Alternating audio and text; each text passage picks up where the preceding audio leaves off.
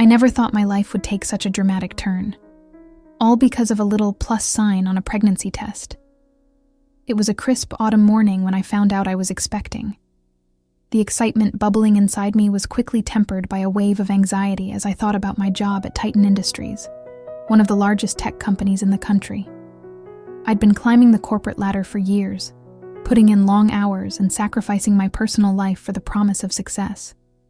At 32, I was finally on the cusp of a major promotion to senior project manager. But as I stared at that positive test, I couldn't help but wonder if this baby would derail everything I'd worked so hard for. Titan Industries was known for its cutthroat culture and male-dominated leadership. In my 5 years there, I'd seen countless women passed over for promotions or pushed out after having children. The thought of telling my boss, Mr. Thompson, about my pregnancy made my stomach churn.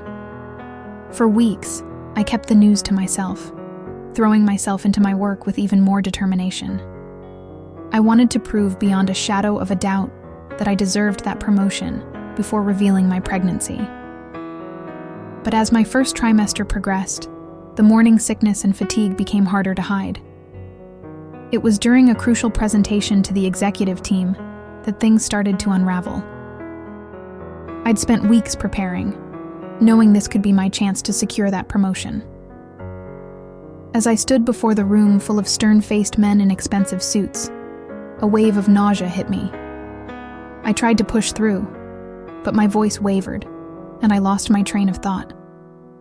I could see the disappointment in Mr. Thompson's eyes as I stumbled through the rest of the presentation.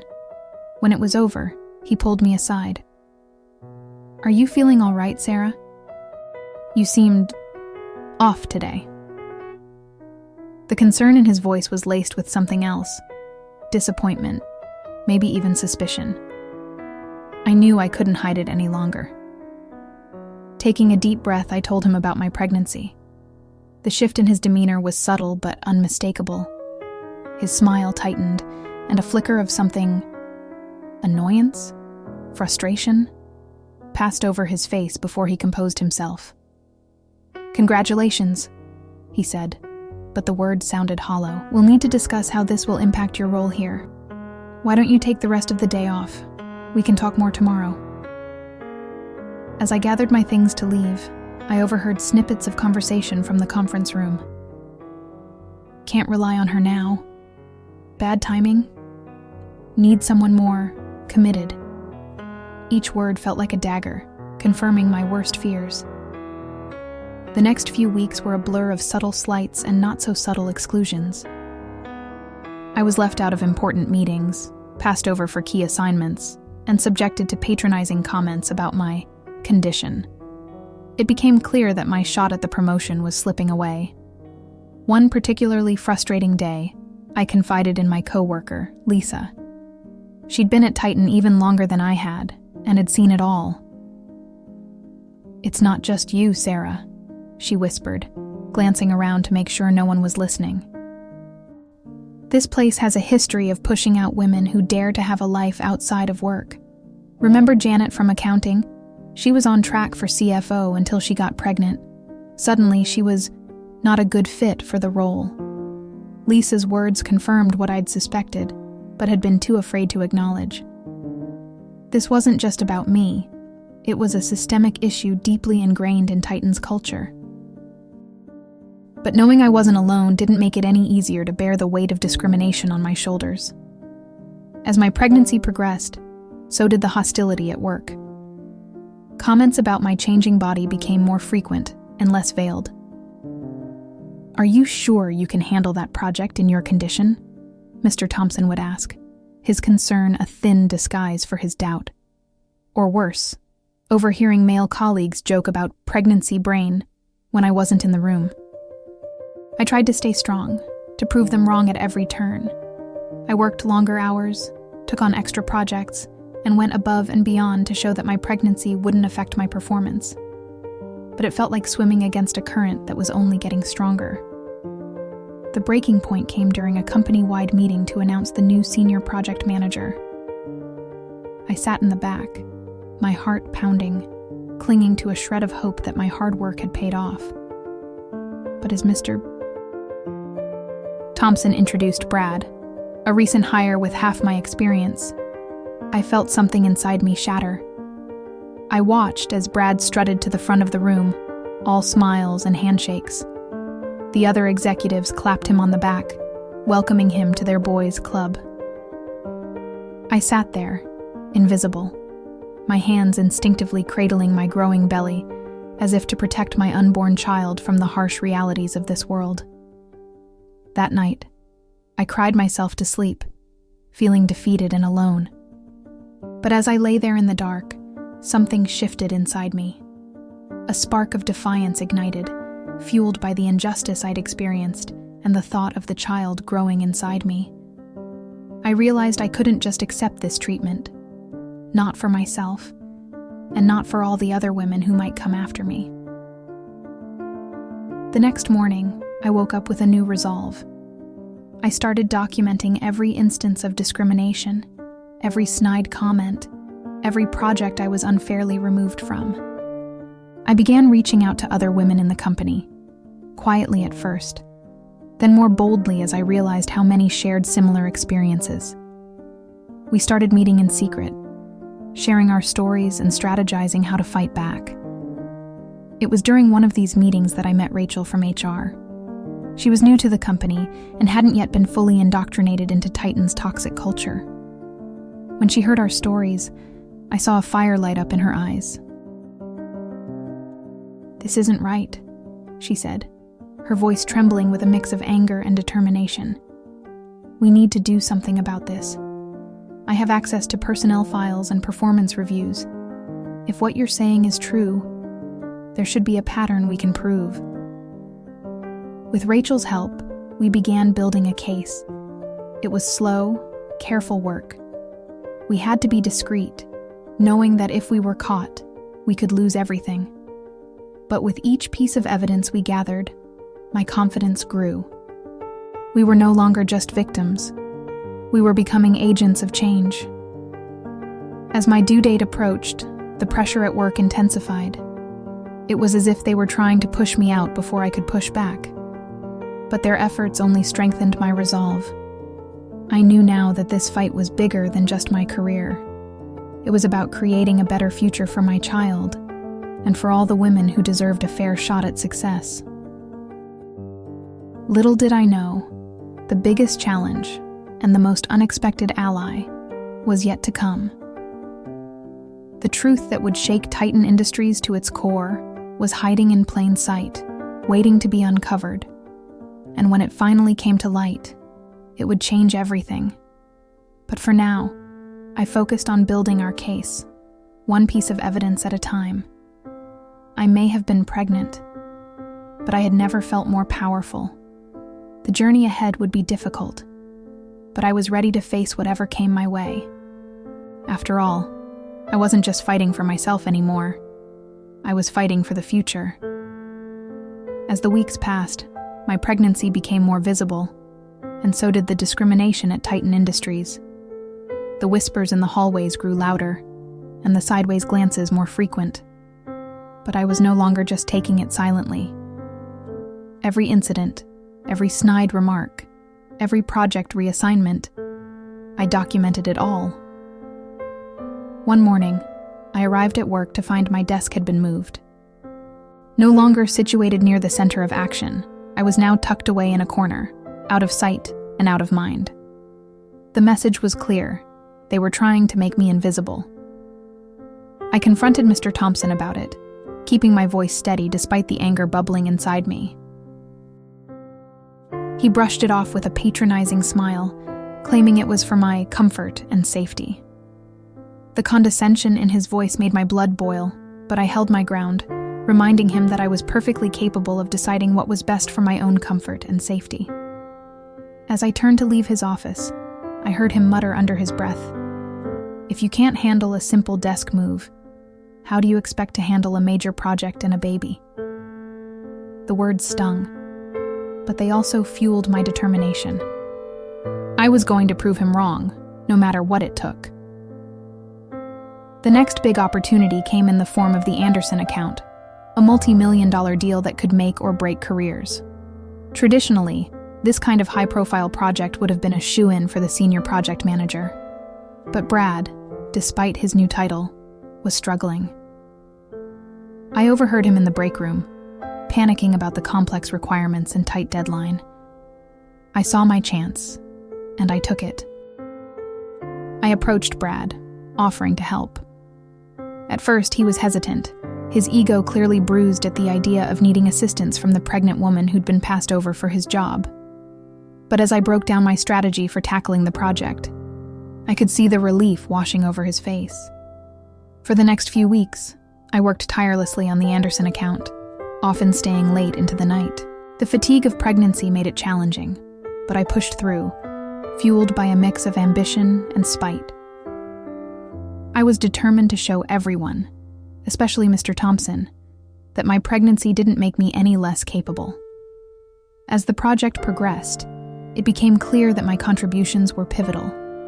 Brad began relying on me more and more, to the point where I was essentially running the entire operation. I made sure to keep detailed records of my work, knowing it might come in handy later. The day of the big presentation to the Anderson team arrived.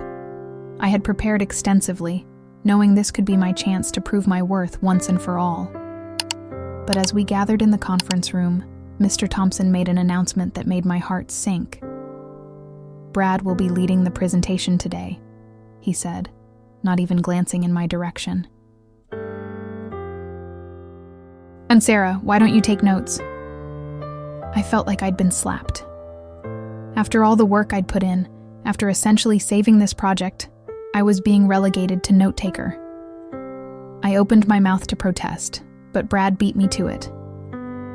"Actually, sir," he said, his voice shaky but determined, "I think Sarah should lead the presentation. She's been instrumental in developing the strategy, and she knows the material better than anyone." The room fell silent. Mr. Thompson's face darkened, his jaw clenching visibly. For a moment, I thought he might explode, but then, to everyone's surprise, he gave a curt nod. "Fine," he said, his tone icy. "Sarah, the floor is yours." Heart pounding, I stood up and made my way to the front of the room. As I began the presentation, I could feel Mr. Thompson's eyes boring into me, willing me to fail. But I didn't. I nailed every point, answered every question with confidence, and by the end, the Anderson team was smiling and nodding enthusiastically. As we shook hands and the Anderson representatives filed out, I could see the mix of emotions on Mr. Thompson's face. Surprise, frustration, and something that looked almost like fear. He knew he'd underestimated me, and now he knew I was a force to be reckoned with. The next few days were a whirlwind. Word of the successful presentation spread quickly, and suddenly, people who had been avoiding me for months were seeking me out, congratulating me, asking for my input on their projects. It felt like a victory, but I knew it was just the beginning. My small group of allies had grown. Rachel from HR had been digging deeper into the company's history, uncovering a pattern of discrimination that went back years. Lisa had been quietly rallying other women in the company, creating a network of support and information sharing. We were building momentum, preparing for the moment when we could finally bring our case to light. But Titan Industries wasn't going to go down without a fight. As my influence grew, so did the pushback. Projects I had been promised were suddenly reassigned. My ideas were dismissed in meetings, only to be praised when repeated by male colleagues. The hostility was becoming more overt, more desperate. It all came to a head during a company-wide meeting to discuss quarterly results. I had prepared a presentation on the success of the Anderson project and its impact on our numbers. But as I stood up to speak, Mr. Thompson cut me off. "I think we've all heard enough about the Anderson account," he said dismissively. "Let's move on to more pressing matters." Something inside me snapped. Months of pent-up frustration, anger, and determination came pouring out. I stood my ground, my voice steady and clear, as I addressed not just Mr. Thompson, but the entire room. "More pressing matters?" I repeated, my tone incredulous. The Anderson account is the biggest success this company has seen in years. It's increased our quarterly profits by 15%, opened up new market opportunities, and secured a long-term partnership with one of the most influential companies in our industry. If that's not pressing, I don't know what is. The room fell silent. I could see shock on some faces, approval on others, and undisguised anger on Mr. Thompson's. But I wasn't done. For months, I've watched as my contributions have been minimized, my capabilities questioned, all because I dared to be pregnant while pursuing my career. I've been moved to a corner, left out of meetings, passed over for promotions. But despite all that, I've continued to excel, to drive results, to prove my worth time and time again. I took a deep breath, my hand instinctively moving to my swollen belly.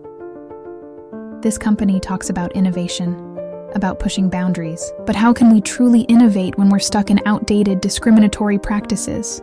How can we attract and retain the best talent when we push out capable employees just because they're women, or mothers, or anything other than the status quo? The tension in the room was palpable. I could see Mr. Thompson's face turning an alarming shade of red, his fists clenched at his sides. But I also saw nods of agreement, heard murmurs of support. I had struck a chord. "Oh, I'm not asking for special treatment," I continued, my voice growing stronger with each word. "I'm asking for equal treatment, for the chance to be judged on my merits, my results, my dedication, not on my gender or my personal choices. And I'm not just asking for myself. I'm asking for every woman in this company who's been overlooked, underestimated, or pushed aside. We deserve better. This company deserves better." As I finished speaking, the room erupted into chaos. Some people were on their feet, applauding.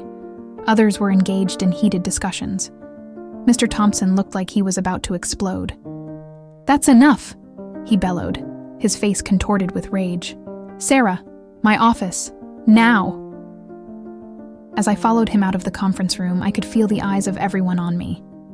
Some looked worried, others impressed, but I held my head high. I knew I had just changed the game, and there was no going back now. Little did I know, the confrontation that was about to unfold in Mr. Thompson's office would not only change my life, but would set in motion a series of events that would shake Titan Industries to its very core. The truth that was about to come to light would be more shocking than anyone could have imagined, and it would force everyone, including me, to reevaluate everything we thought we knew. As I followed Mr. Thompson into his office, my heart was pounding, but I refused to let my fear show. He slammed the door behind us, the sound echoing through the room like a gunshot. For a moment, he just stood there, his back to me, his shoulders heaving with barely contained rage. When he finally turned to face me, his eyes were blazing with a fury I'd never seen before. He launched into a tirade, his voice low and menacing. He accused me of insubordination, of undermining his authority, of trying to destroy the company culture he'd worked so hard to build. With each word, I could feel my resolve strengthening. I knew I was right, and I wasn't going to back down. As Mr. Thompson's rant reached a crescendo, he uttered words that would change everything. "You ungrateful bitch," he snarled, his face inches from mine. "After everything I've done for you, this is how you repay me? I should have known better than to let a woman get this far in my company. You're all the same. Get a little power, and you think you can change the world. Well, let me tell you something, sweetheart. This is my company, and I'll run it how I see fit. If you don't like it, there's the door." I stood there, stunned by the venom in his words. But before I could respond, the door burst open. There, standing in the doorway with a look of shock on her face, was Rachel from HR. She'd come to deliver some documents and had overheard everything. The color drained from Mr. Thompson's face as he realized what had happened. Rachel, her voice shaking but determined, informed him that she'd recorded the entire exchange on her phone. In that moment, I saw something I never thought I'd see. Fear in Mr. Thompson's eyes. What followed was a whirlwind of activity. Rachel immediately reported the incident to the board of directors. An emergency meeting was called, and I found myself recounting my experiences to a room full of stern-faced executives. I presented the evidence I'd been gathering: the documented incidents of discrimination, the unfair treatment, the hostile work environment. To my surprise, other women from the company came forward with their own stories. It was like a dam had broken, and years of pent-up frustration and anger came pouring out. The board listened in stunned silence as woman after woman described the toxic culture that had been festering under their noses for years. As the investigation unfolded, more and more damning evidence came to light. Financial records showed a clear pattern of pay disparity between male and female employees. Performance reviews revealed biased language and unfair evaluations of women who'd taken maternity leave. Emails and text messages exposed a network of male executives who'd been actively working to keep women out of leadership positions. The scandal quickly spread beyond the walls of Titan Industries. News outlets picked up the story, and suddenly, we were at the center of a national conversation about workplace discrimination and the treatment of pregnant women in corporate America. Through it all, I tried to stay focused on my work and my pregnancy, but it wasn't easy. The stress was taking its toll, and I found myself constantly worrying about the impact all of this might have on my baby. My doctor warned me about the dangers of high stress during pregnancy, but how could I not be stressed when my entire career, my future, was hanging in the balance? As the weeks passed, the investigation deepened, and the tension in the office was palpable. Mr. Thompson had been placed on administrative leave pending the results of the inquiry, but his influence still lingered. I could feel the stares of his loyalists boring into my back as I walked through the halls. Anonymous threats started appearing in my inbox, warning me to back off or face the consequences. But for every threat, there was a message of support. Women from all over the country reached out to share their own stories and to thank me for taking a stand. I started receiving invitations to speak at conferences and women's leadership events. It was overwhelming, but it also gave me strength. I realized that this fight was bigger than just me or Titan Industries. It was about changing the culture of corporate America as a whole. One particularly difficult day, as I sat in my new office, the board had insisted on moving me out of the corner as a show of good faith. I felt a sharp pain in my abdomen. Panic set in as I realized I was only 32 weeks along, too early for the baby to come. I called my doctor, who advised me to come in immediately for a checkup. As I waited for the test results, my mind raced with worst-case scenarios. Had the stress finally become too much? Had I put my career ahead of my baby's health? The guilt was overwhelming. But then, as I lay there on the examination table, I felt a strong kick from within. It was as if my baby was telling me to stay strong, to keep fighting. The doctor came in with a smile, assuring me that everything was fine, just Braxton Hicks contractions, a normal part of pregnancy. The relief I felt in that moment was indescribable. As I left the doctor's office, I made a promise to myself and to my unborn child. I would continue this fight, not just for my own career, but for a future where no woman would have to choose between being a mother and being successful in her career. Returning to work the next day, I threw myself back into the investigation with renewed vigor. Working closely with Rachel and the team from HR, we began to uncover a pattern of behavior that went far beyond simple discrimination. There were hints of financial impropriety, suggestions of cover-ups, and whispers of even darker secrets. It was during this deep dive into the company's history that we stumbled upon something truly shocking. Hidden away in a file of old personnel records was a series of non-disclosure agreements, all signed by former female employees who had left the company under mysterious circumstances.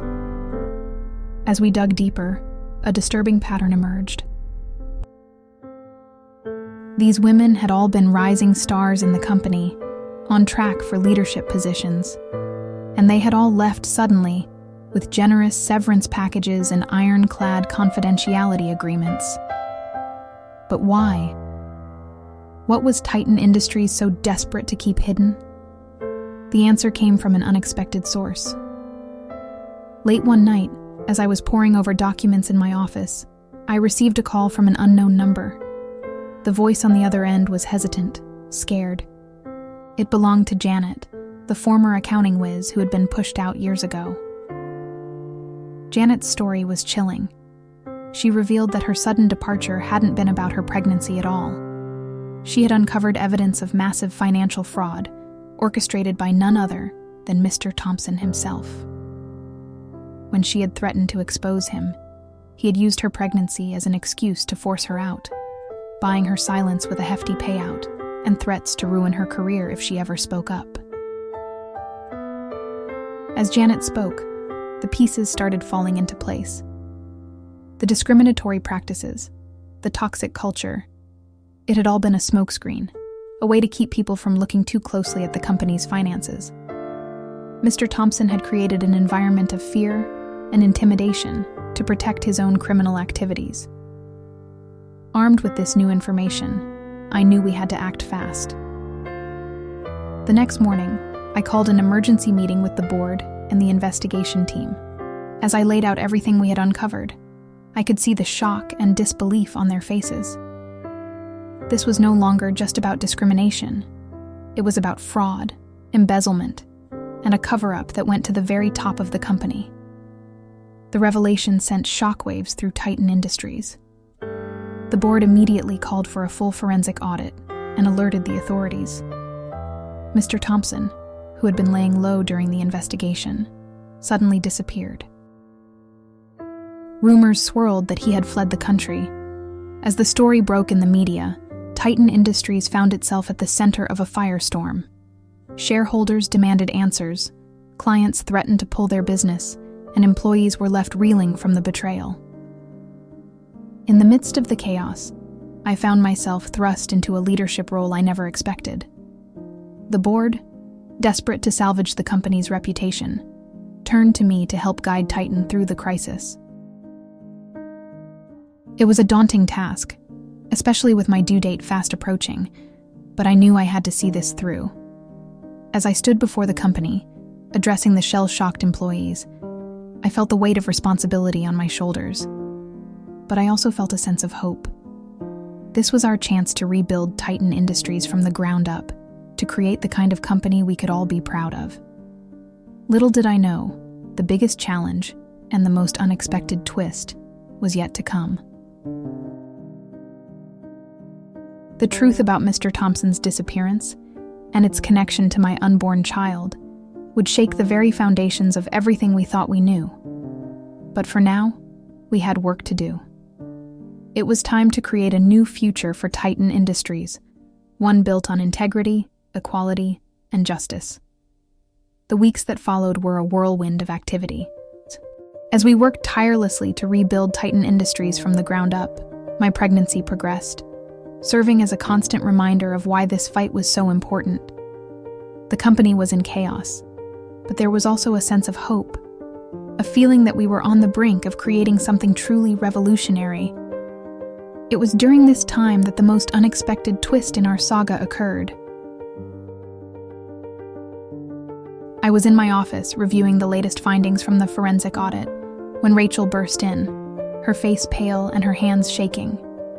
She was clutching a file, and the look in her eyes told me that whatever was in it was going to change everything. "Sarah," she said, her voice barely above a whisper, "you need to see this." As I read through the documents, I felt the world tilt on its axis. The file contained DNA test results that proved beyond a shadow of a doubt that Mr. Thompson was the father of my unborn child. The revelation hit me like a physical blow. Memories came flooding back.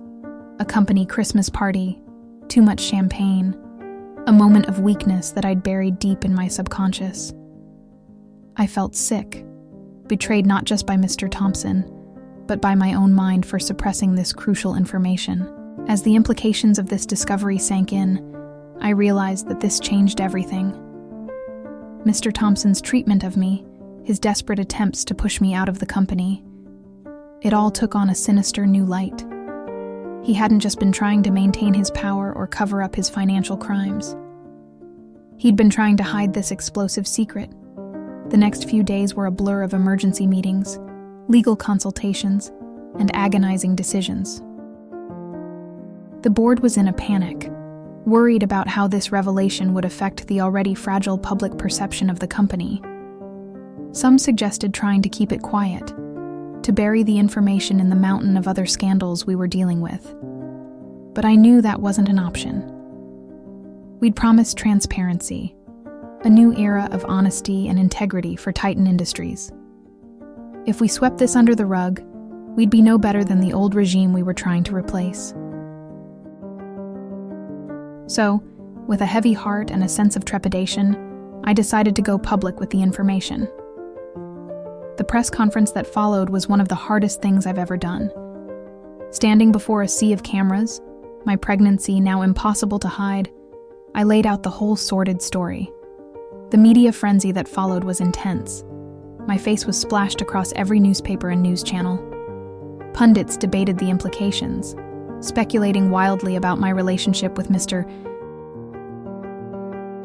Thompson and my role in the company. It was a nightmare, but I stood firm, refusing to let the scandal derail the important work we were doing to reform Titan Industries. As the dust began to settle, an unexpected ally emerged. Mr. Thompson's wife, Elizabeth, reached out to me. I was wary at first, expecting recriminations or threats.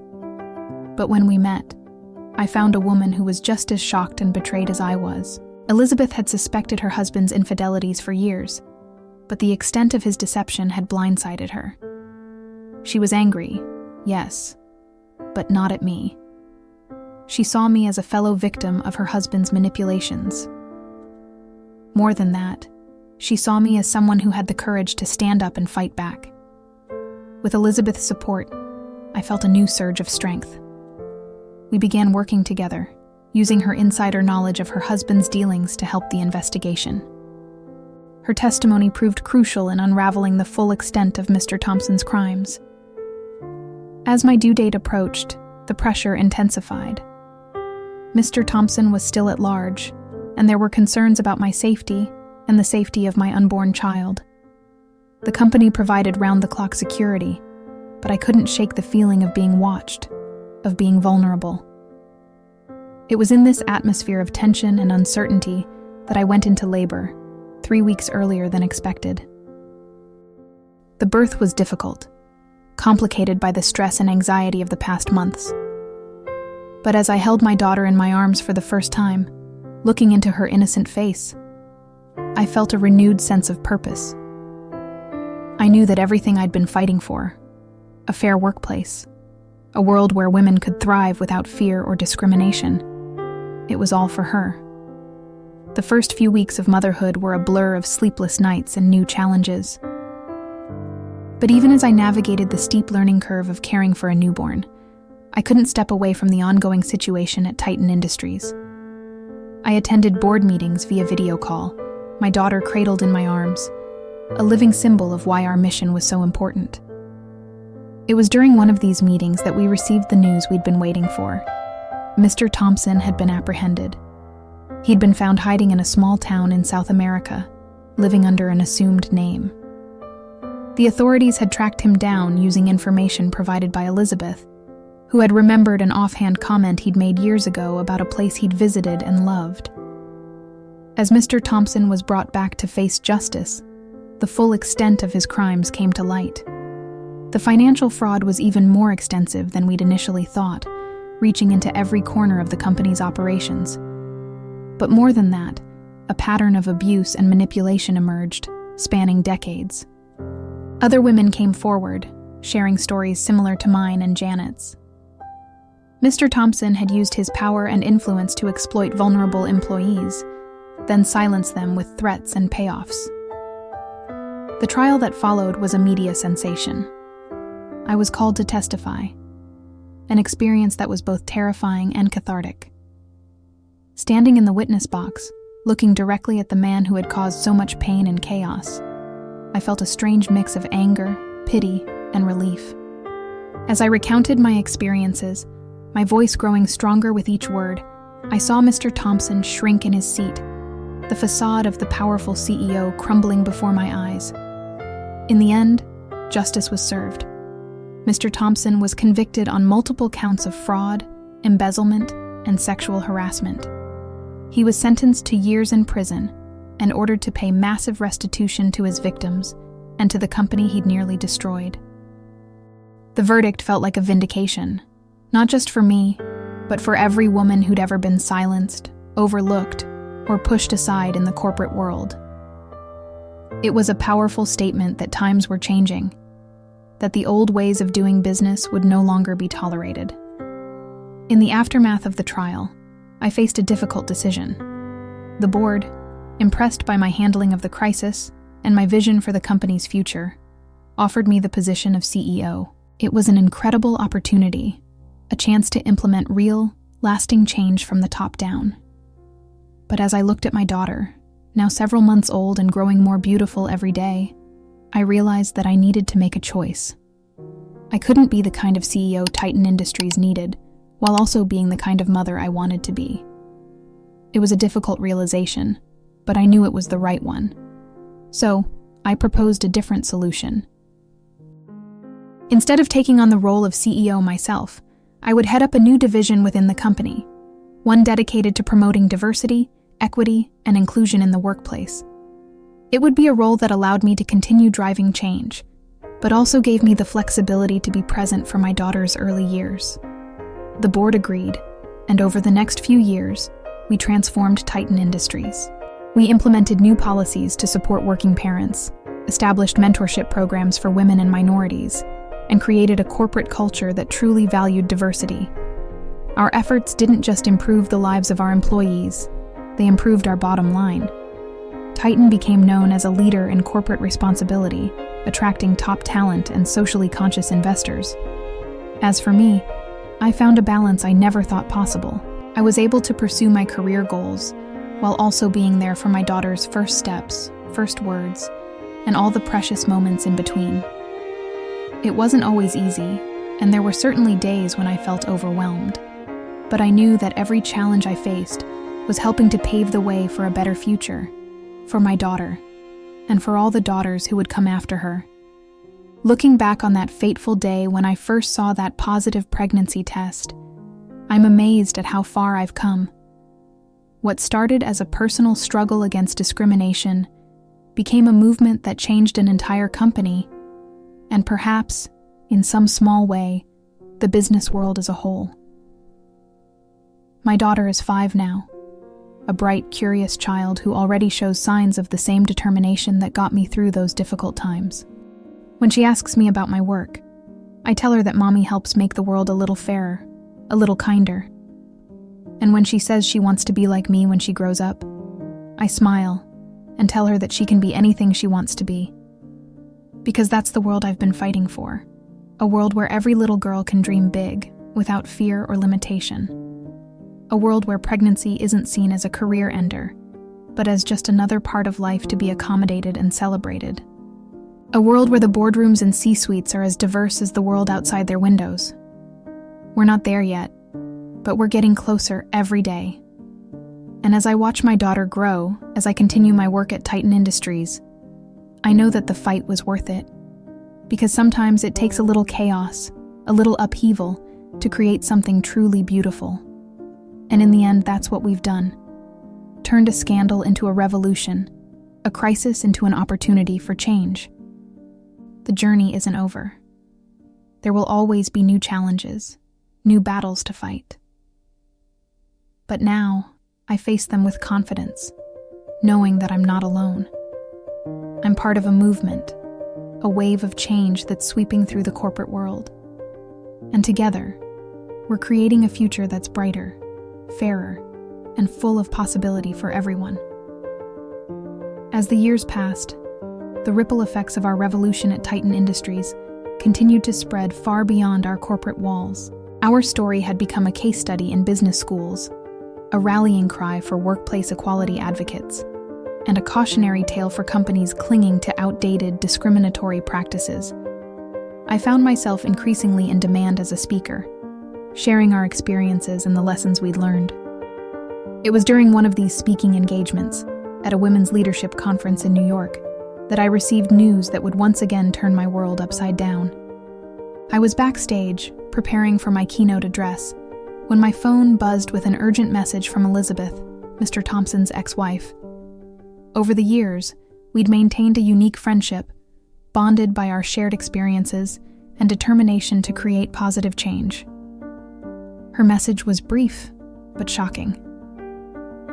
Mr. Thompson had been released from prison on a technicality. My hands shook as I read the details. Apparently, some crucial evidence in his trial had been mishandled, leading to a mistrial declaration. He was out on bail, awaiting a new trial, and Elizabeth had heard rumors that he was planning to fight for control of Titan Industries again. As I stepped onto the stage to deliver my speech, my mind was reeling. I looked out at the sea of faces, women of all ages, backgrounds, and industries, all there to learn how to navigate the still treacherous waters of corporate America. In that moment, I realized that our fight was far from over. I deviated from my prepared remarks, instead sharing the news I'd just received. The auditorium fell silent as I spoke about Mr. Thompson's release, the threat he posed not just to Titan Industries, but to all the progress we'd made in corporate culture over the past few years. But then, I saw something remarkable happen. As the initial shock wore off, I saw determination replace fear in the eyes of my audience. Women began standing up, calling out words of encouragement and support. By the time I finished speaking, the entire room was on its feet, a powerful display of solidarity that brought tears to my eyes. As I left the stage, my phone was flooded with messages. News of Mr. Thompson's release had broken, and it seemed like everyone associated with Titan Industries, past and present, was reaching out. Some offered support, others sought reassurance, and a few even tendered their resignations, fearing what might happen if Mr. Thompson regained control. I knew I had to act fast. On the flight back home, I began formulating a plan. This wasn't just about protecting Titan Industries anymore. It was about safeguarding the progress we'd made for working women everywhere. The next few weeks were a whirlwind of activity. I convened emergency meetings with the board, our legal team, and key employees. We pored over company bylaws, looking for ways to prevent a hostile takeover. At the same time, we launched a media campaign, reminding the public and our shareholders of how far we'd come since Mr. Thompson's ouster. But Mr. Thompson wasn't going down without a fight. He began a smear campaign, painting himself as the victim of a feminist coup.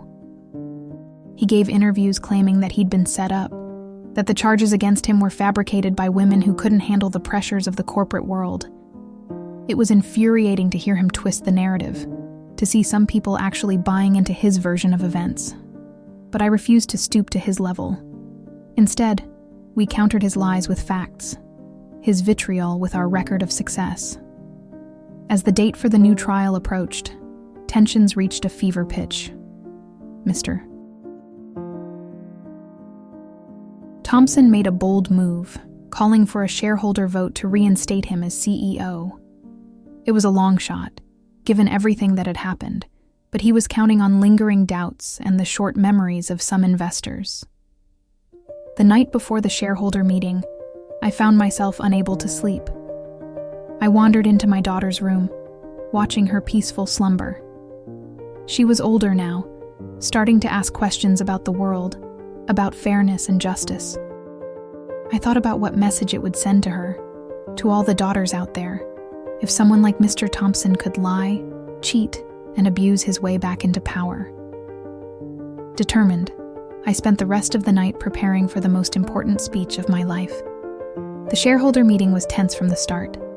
Mr. Thompson arrived with an entourage of lawyers and supporters, his confident smirk a stark contrast to the nervous energy permeating the room. As he took the podium to make his case, I could see some shareholders nodding along, swayed by his charisma and promises of increased profits. When it was my turn to speak, I felt a calm settle over me. I looked out at the crowd, making eye contact with as many people as I could. Then, I began to tell our story. Not just mine, but the story of every employee at Titan Industries who had suffered under the old regime and flourished under the new. I spoke about the women who had been silenced, the talented individuals who had been pushed out because they didn't fit the old boys' club mold. I detailed the financial crimes that had nearly bankrupted the company, the culture of fear and discrimination that had stifled innovation and growth. But more than that, I talked about what we'd achieved since then. I presented hard data showing how our inclusive policies had improved productivity, reduced turnover, and ultimately increased our bottom line. I shared stories of employees who had been able to balance successful careers with fulfilling personal lives, thanks to our family-friendly policies. As I spoke, I could see the mood in the room shifting. The doubt and uncertainty were replaced by resolve. Even some of Mr. Thompson's initial supporters began to look uncomfortable, the reality of what they'd be endorsing if they voted him back into power sinking in. I concluded my speech by addressing Mr. Thompson directly. I told him that while I couldn't erase the pain he'd caused, I was grateful in a way. His actions had sparked a revolution, one that had made Titan Industries stronger, more ethical, and more successful than ever before. In trying to hold on to power at any cost, he had inadvertently paved the way for a new kind of leadership, one based on empathy, integrity, and genuine respect for every employee. The vote that followed was unanimous. Mr. Thompson's bid for reinstatement was rejected, and the shareholders passed a resolution formally barring him from ever holding a position at Titan Industries again. As Mr. Thompson stormed out of the meeting, I felt a weight lift off my shoulders, but I knew this wasn't the end. There were still battles to be fought, both in the courtroom and in the court of public opinion. In the months that followed, we worked tirelessly to ensure that justice was served. We cooperated fully with the prosecution, providing all the evidence we had gathered over the years. We also launched a support fund for Mr. Thompson's victims, offering counseling services and career assistance to those whose lives had been disrupted by his actions. The new trial was grueling, but this time, there were no technicalities to exploit. Mr. Thompson was found guilty on all counts, his sentence even harsher than before. As he was led out of the courtroom in handcuffs, I felt no joy, only a sense of closure and a renewed commitment to our mission.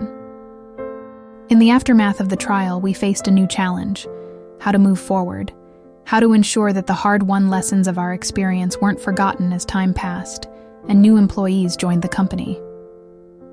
We decided to institutionalize our commitment to equality and ethical leadership.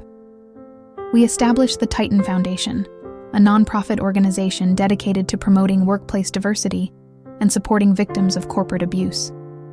We also revamped our corporate training programs, making ethics and inclusivity central to every aspect of employee development. As for me, I found myself at another crossroads. My daughter was older now, starting to forge her own path in the world. The demands of my role at Titan Industries had evolved, and I felt a pull to do more, to take our message beyond the confines of one company. After much soul-searching and discussion with my family and colleagues, I made the decision to step down from my full-time role at Titan Industries. But this wasn't a retirement, far from it. Instead, I transitioned into a new role as a global ambassador for corporate ethics and diversity. This new chapter of my life has been just as challenging and rewarding as the last. I've traveled the world, speaking at conferences, consulting with companies, and working with governments to implement policies that promote workplace equality. I've seen firsthand how the ripples of change we started at Titan Industries have grown into waves, transforming corporate cultures across the globe. But perhaps the most rewarding moments have been the quiet ones. The young women who approach me after speeches to say I've inspired them to stand up for themselves. The executives who tell me they've completely revamped their company policies after hearing our story. As I reflect on this journey, from that fateful pregnancy test to the global movement we've created, I'm filled with a sense of awe and gratitude. The path hasn't been easy, and there have been moments of doubt and fear along the way. But every challenge, every setback, has only served to make us stronger, more determined. I think about my daughter, now a young woman herself, preparing to enter the workforce. She faces a corporate landscape that, while not perfect, is vastly different from the one I encountered at her age. She knows her worth, understands her rights, and isn't afraid to speak up for herself and others. And that perhaps is the greatest victory of all. We've changed not just policies and practices, but mindsets. We've shown that success doesn't have to come at the expense of ethics, that diversity isn't just a buzzword, but a genuine strength. The fight for equality and justice in the workplace is far from over. There will always be those who seek to exploit, to discriminate, to silence. But now, we face these challenges not as isolated individuals, but as a movement, a community united in our commitment to creating a better, fairer world. As I stand here today, looking out at the next generation of leaders, men and women committed to building on the foundation we've laid, I'm filled with hope. The road ahead may be long, but we're no longer walking it alone. And with each step forward, we're creating a future where every individual, regardless of gender, race, or background, has the opportunity to thrive, to lead, to make their unique mark on the world. This is the legacy of our struggle, the fruit of our labor. And it's a legacy I'm proud to pass on, knowing that the best chapters of this story are yet to be written. As the dust settled on the tumultuous events surrounding Mr. Thompson's failed attempt to regain control of Titan Industries, I found myself facing a new set of challenges. The company had weathered the storm, but the experience had left its mark on all of us. We knew that we couldn't afford to become complacent, that the fight for equality and justice in the workplace was far from over. In the months that followed, we doubled down on our efforts to create lasting change. We implemented a series of new initiatives aimed at fostering a truly inclusive work environment. One of our most successful programs was a mentorship scheme that paired senior executives with up-and-coming talent from underrepresented groups. The results were remarkable, with a noticeable increase in diversity at all levels of the company. But our efforts didn't stop at the doors of Titan Industries. We recognized that to truly make a difference, we needed to extend our influence beyond our own walls. That's when the idea for the Titan Alliance was born, a coalition of like-minded companies committed to promoting equality and ethical leadership in the corporate world. Launching the alliance was no easy feat. Many companies were hesitant to join, fearing the scrutiny that came with such a public commitment to change. But we persevered, leveraging our network and the positive press we'd garnered from our own transformation. Slowly but surely, companies began to sign on. The first major breakthrough came when one of our biggest competitors, a company that had long been known for its old-school, male-dominated culture, agreed to join the alliance. Their CEO, a man I'd once viewed as an adversary, approached me at an industry conference. He admitted that watching our success had forced him to reevaluate his own company's practices. It was a humbling moment, a reminder that change often comes from unexpected places. As the alliance grew, so did its impact. We pooled our resources to fund research into workplace equality, created industry-wide standards for ethical business practices, and lobbied for legislative changes to protect workers' rights. It was exciting to see the ripple effects of our work, to hear stories of lives changed and careers salvaged because of the policies we'd put in place. But with greater influence came greater scrutiny.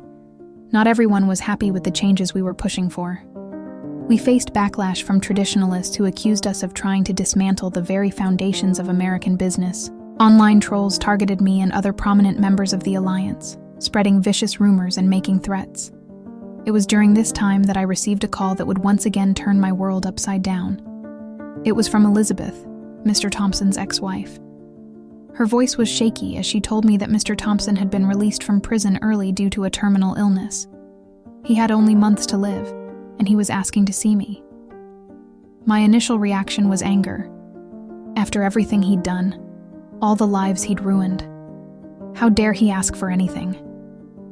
But as the shock wore off, I found myself considering his request. I thought about the journey I'd been on, the growth I'd experienced. I realized that facing Mr. Thompson one last time might offer a kind of closure, not just for me, but for all of us who had suffered under his reign. After much soul-searching and discussions with my family and closest advisors, I agreed to meet him.